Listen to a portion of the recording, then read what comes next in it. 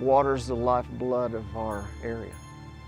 Without water that we have underneath us, it would be like farming a desert.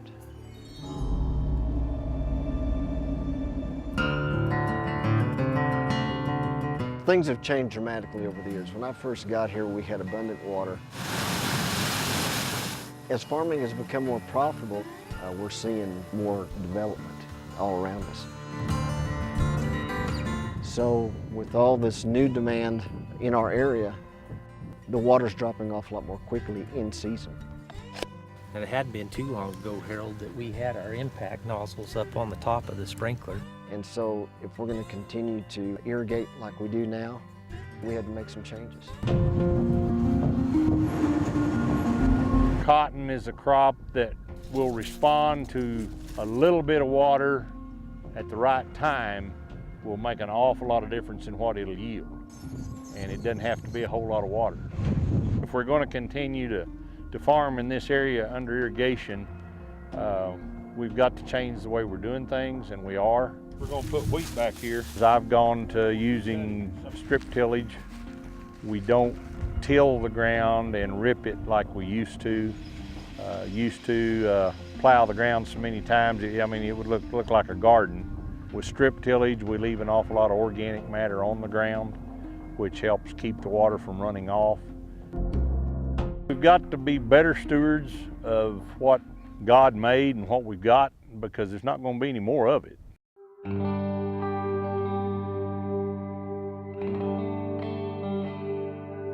We're raising more corn with half as much water as we did 25 years ago. We have improved from where my great-grandfather was, my grandfather, and what my father did when I was being raised.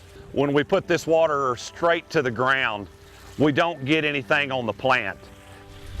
And if it's on a leaf, it can evaporate. This is so much better, so much safer. It feels like home.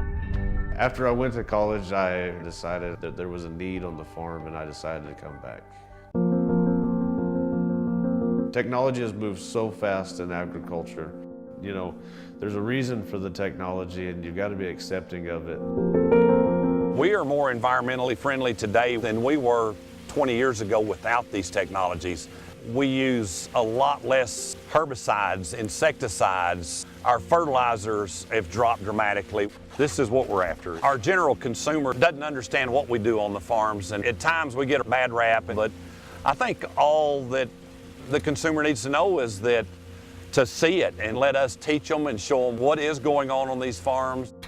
We farm a little over 6,000 acres. This year we're primarily farming corn and cotton. This is my garden. When you think about feeding America, sometimes that's so big. I'm amazed that that's what we do for a living. You're looking at the corporate farm. And I just struggle with the fact that they would tie it to the uncaring, profit-driven farm, and I will not lie, we have to make a living. But in this particular case here, the water that runs out of this patch of corn right here ends up in the creek right behind us. And that creek flows into the reservoir that pumps our drinking water right back to my house. And to say that I don't care about what comes off of this farm as far as runoff, it's very troubling. We've become so good at what we've done in growing the crops, but we've done such a poor job telling the American consumer how we're doing it that we as farmers have let ourselves down. You know, we have nothing to hide. We love for people to come out, and I'll show off my garden any day. Corporate American farming, you're looking at them, we're the face. There's a family connection, there's real people involved in this with lots of feelings and emotions, and that we're concerned about what we're growing and how we're growing it.